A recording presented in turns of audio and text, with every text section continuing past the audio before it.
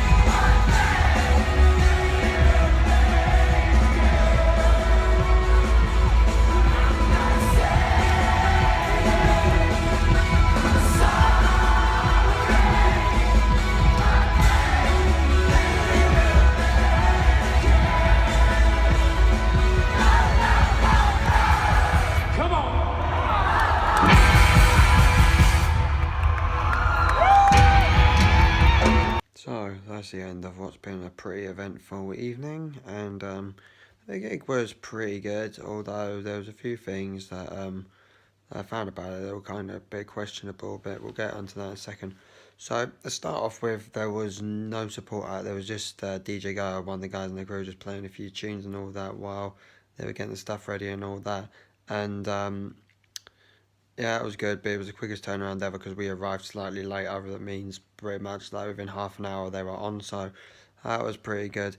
And so I'm going to give you a bit of a rundown of the set.